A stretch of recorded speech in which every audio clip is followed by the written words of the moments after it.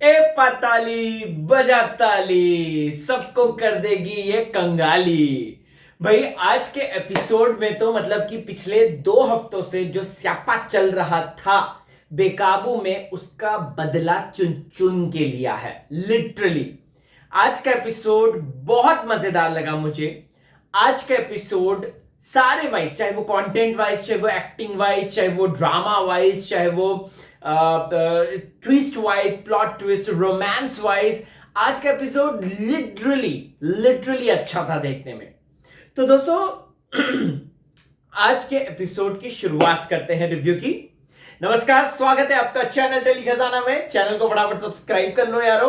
और अगर मुझे आप लोगों ने नए चैनल राहुल भोज कॉमेडी में सपोर्ट नहीं किया है अभी तक, तो जाओ यार फटाफट, डिस्क्रिप्शन में लिंक दिया है, सपोर्ट करो और वहां पे मिलिए। वहां पे ढेर सारी कॉमेडी वीडियोस आपका इंतजार कर रही हैं। तो भाई पाताली के आने से एक्चुअल में शो टर्न जो हुआ है, जिस तरीके से मतलब ये ऐसी राक्षसनी है जो कि अपनी बेटी की ही बैंड बजा दे रही है। और इसकी बेटी भी इतनी नकटी है, इसकी बेटी भी मतलब इतनी ज्यादा जिद्दी है, जो कि पल पल इसको जो है नीचा दिखा रही है या कुछ ना कुछ उसको पकड़ने की कोशिश कर रही है। अब बाप रे, एक्चुअली है ना, थोड़े मैंने आपको बताया था ना पिछले 1 हफ्ते से तबीयत थोड़ी ठीक नहीं थी। सर्दी वर्दी चली गई, लेकिन कफ जो है थोड़ा सा है अभी, लेकिन कोई नहीं, धीरे धीरे ठीक हो जाऊंगा। ओके दोस्तों, तो स्टोरी आगे बढ़ चुकी है और स्टोरी में यहाँ पे परियों से हार खाने के बाद पाताली जो है एकदम बवाल मचा रही है। ठीक है, अब पाताली का ये है कि उसको ढूंढना है कि मल्लिका किस तरीके की परी है और वो परी होने के बाद किस तरीके का ड्रामा करेगी। ठीक है, वो एक एक करके कुछ ना कुछ साजिशें कर रही हैं, चाहे वो इलेक्ट्रिसिटी का वो करना हो, चाहे वो गैस में आग लगा देनी हो, या फिर अब वो भेड़िया छोड़ेगी, या फिर अब वो जो है धक्का देगी, और अब तो परी का राज भी सामने आ जाएगा। वैसे मुझे नहीं लगता इतनी जल्दी आएगा, वो है ना, इन लोगों ने बहुत ही चालाकी से प्रोमो उसको ऐसे एडिट कर रखा है कि ऐसा लग रहा है कि जैसे बेला को ही जो है बेला का राज जो इन लोगों को पता चल गया, और ये सारी चीजें मुझे ऐसा पर्टिकुलरली लगता है। लेट्स सी, देखते हैं कि फ्यूचर में क्या होता है। दोस्तों, सुधा चंद्रन मैम के आने से शो में मतलब एक्चुअल में ना, शो पहले एक तरफ जा रहा था, शालीन शालीन शालीन शालीन शालीन शालीन शालीन, ये आप लोग भी मानेंगे। शालीन भानोट ने शो का लेवल ही एक ऊपर कर दिया था, अगर आपने देखा होगा तो। ठीक है, क्योंकि चारों तरफ शालीन ही शालीन छाया हुआ था। अब ऐसा लग रहा है कि हाँ, एक्टिंग वाइज, कॉमेडी वाइज, या जिस तरीके से एंटरटेनमेंट वाइज उनको टक्कर देने के लिए सुधा चंद्रन मैडम भी आ गई हैं।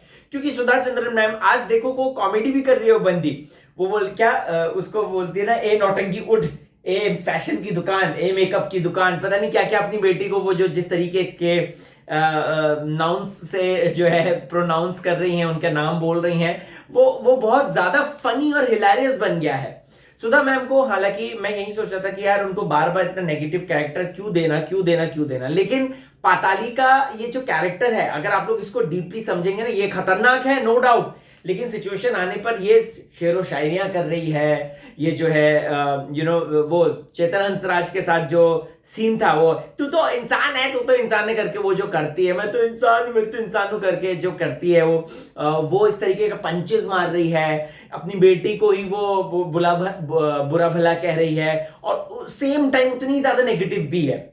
You getting it? तो बहुत ही अच्छा कैरेक्टर एडिशन हुआ है और इससे शो का एक लेवल बढ़ा है। इंडीड हमें जो है शालीन निशा की केमिस्ट्री अच्छी लगती है, बट लेकिन जब डायलॉग डिलीवरी की बात होती है तो वो उतना मैच नहीं कर पाता। लेकिन अब अच्छी बात है कि शालीन को टक्कर देने के लिए यहाँ पे जो है सुधा मैडम का वर्चस्व होने वाला है। And I am so happy and very much happy कि अब शो जो है वो दोनों पहियों पर चलेगा, ना कि एक पहिया बड़ा और बाकी सब पहिए छोटे हो जाएंगे। ओके गाइस, अब यहां पर है ना, अगर आप लोगों ने देखा होगा, इन लोगों ने ना बहुत सारी चीजें अब छोड़नी शुरू कर दी हैं। जैसे इन्होंने ये ना बस थोड़ा ध्यान दे अपनी स्टोरी लाइन पे। अब कुछ लोगों ने मुझे ना कल ये बात बोली कि 80 अस्त्र वाली जो है राजकुमारी देवीलिखा है, जिसे कि शिवांगी जोशी ने पोर्ट्रे किया था। बॉस, यहां पर आपकी जो कॉन्स्पिरेसी थ्योरीज है, इसको तो मैं यहीं कट डाउन करता हूं। क्यों? ठीक है, फैंस ने मुझे मैसेज किए हैं इंस्टाग्राम पे, पर्सनली राहुल भोज पे मिली है मुझे, तो वहां पे मुझे कहते हैं कि नहीं राहुल भाई आप समझे नहीं, वो जो 80 अस्त्र जो कि वो रानव के पिता, मैं हमेशा नाम भूल जाता हूँ उसका यार, करण जोतवानी ने जो कैरेक्टर पोर्ट्रे किया है, तो वो 80 अस्त्र उसने लिया है, ये राजकुमारी देवीलिका ने लिया है। बट यहाँ पे थ्योरी आपकी तभी रॉन्ग हो जाती है क्योंकि 80 अस्त्र राक्षसों के जो पिता थे, जो तपस्या कर रहे थे, उन्होंने इसीलिए छोटे बेटे को दिया क्योंकि प्रथम जो है वो मृत्यु के घाट उतर चुका था। समझ रहे हैं आप? अगर आपको पास के एपिसोड्स याद होंगे तो जहां पे मृत्यु के घाट, और अब आप लोग बोलेंगे तो इससे क्या संबंध, ठीक है, अगर आपको याद होगा मृत्यु के घाट उतरने के तुरंत बाद ही देवलिका ने अपने आप को भी चाकू मार दिया था, और वो भी उसने भी प्राण त्याग दिए थे, अगर आप लोगों ने नोटिस किया होगा तो। You getting it? तो यहां पर राजकुमारी देवलिका का आना वाला ये जो कॉन्स्पिरेसी थ्योरीज आप लोग इन्वॉल्व करें, क्योंकि फैन थ्योरीज बनती रहती हैं, ये फैन थ्योरीज गलत है और ये मेरा पॉइंट है, और मैं अपने पॉइंट को आप खुद सोचिएगा। वहां पे प्रथम गया, ये सब पहले का इंसिडेंट्स है, राइट? प्रथम गया, प्रथम ने उसके साथ सुहागरात मनाई और उसके बाद उसको कलंकित कर दिया। देवलिका ने गुस्से में आकर उसको चाकू मार दिया, उसको जमीन के नीचे दफना दिया, और सडनली तुरंत उस अपने आप, ऐसा होता अगर 1-2 दिन बाद मारते तो हम स्टोरी में ये लॉजिक ढूंढ सकते थे, हम सोचते थे कि चलो हाँ ये लोग भी जो है मार्वल सिनेमैटिक यूनिवर्स की तरह कहीं से कुछ ना कुछ कर रहे हैं, बट ऐसा कुछ नहीं है। उसने तुरंत at the same point of time उसने तुरंत चाकू अपने भी मारा और वो भी मर गई थी वहां पे, ये हम लोगों ने देखा था। अब जब प्रथम गिर के धरती में समा गया तो यहां पर दोस्तों चेंज क्या हुआ, यहां पर उसके पिताजी ने बोला कि अच्छा प्रथम तो अब है नहीं, अच्छा मैं एक काम करता हूं कि मैं अपने बेटे को, दूसरा वाला जो करण जोतवानी का कैरेक्टर है, उसको जो है 80 अस्त्र दे देता हूं। तो 80 अस्त्र का टेक्निकली देखा जाए तो कौन सी परी के पास गया है ये अभी तक राज नहीं खुला है, या तो वो परी आनी बाकी है, या तो ऐसा भी हो सकता है कि कुछ, मुझे पता नहीं क्यों अंदर से लग रहा है कि वो बेला की मां हो सकती है शायद। जस्ट एक वाइल्ड थॉट है अभी बात करते करते आप लोगों से, वो बेला की शायद मां हो सकती है या कुछ ऐसा होगा, क्योंकि वो मां बहुत बहुत सस्पिशियस कैरेक्टर लग रही है, वो मुझे बहुत ज्यादा सस्पिशियस लग रही है, क्योंकि उनकी जो अभी उनको है ना बार बार दिखाया जाने लग गया है, अगर आपने देखा होगा, चाहे छोटे सीन के लिए चाहे, क्योंकि ये ना एक पैटर्न है, मैंने नागिन में भी नोटिस किया था, ये लोग ना छोटे कैरेक्टर को जब बार बार दिखाने लग जाते हैं, वो एक स्ट्रॉन्ग कैरेक्टर है, रियल लाइफ में उसने अच्छे अच्छे काम करे हैं, राइट, लेकिन अगर वो वहां पे छोटे छोटे कैरेक्टर है तो इसका मतलब कुछ तो बड़ा आने वाला है उसका, समथिंग, ये कुछ इनकी साइकोलॉजी होती है। तो मुझे ऐसा लगता है कि शायद कुछ ऐसा आने वाला है, इसलिए उनको बार बार दिखाया जा रहा है। खैर आप देखते हैं, इंटरेस्टिंग ये होगा कि 80 अस्त्र एक्चुअल में किस परी ने लिया था और किस उद्देश्य के साथ, क्या उसने रानव के पिता को जानबूझ के मार डाला, या फिर उसको ये डर था कि 80 अस्त्र कहीं गलत हाथों में ना पड़ गया हो, वगैरह वगैरह सारी चीजें, ये हो सकता है। बट हाँ, राक्षसों के पास लास्ट मैंने बोला था कि शायद हो सकता है कि पाताली के पास ही होगा, बट पाताली के पास नहीं हो सकती, क्योंकि अगर पाताली के पास होता तो वो इतनी ज्यादा डेस्परेट नहीं होती। समझ रहे हैं आप? ईशा और रानव का आज वो जो बैड सीन था मुझे अच्छा लगा, कॉमेडी अच्छी लगी, वो शालीन की, जो शालीन क्या जबरदस्त काम करता है भाई, उसको मतलब दिल खुश कर देता है शालीन, मतलब उनकी एक्टिंग देख के ना एकदम दिल एकदम बागबान हो जाता है, जिस तरीके से वो करा कि हो मैं लुट गई, ये वो जिस तरीके से उन्होंने एक्शन किया।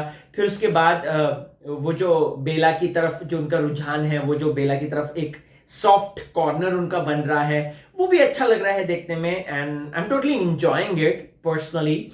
एंड अपार्ट फ्रॉम दैट अगर देखा जाए तो और आज किसका काम अच्छा लगा, और बाकी मुझे वो जुगलबंदी बहुत अच्छी लगी, मोनालिसा और एक तरफ सुधा चंद्रन मैम, दोनों की जो खिटपिट वहां पे सामने सीन चल रहा है, आग लग गई है लेकिन वो यहाँ पे अपनी खिटपिट कर रहे हैं, वो बहुत अच्छा लग रहा है देखने में। At the same point of time she is looking very dangerous also.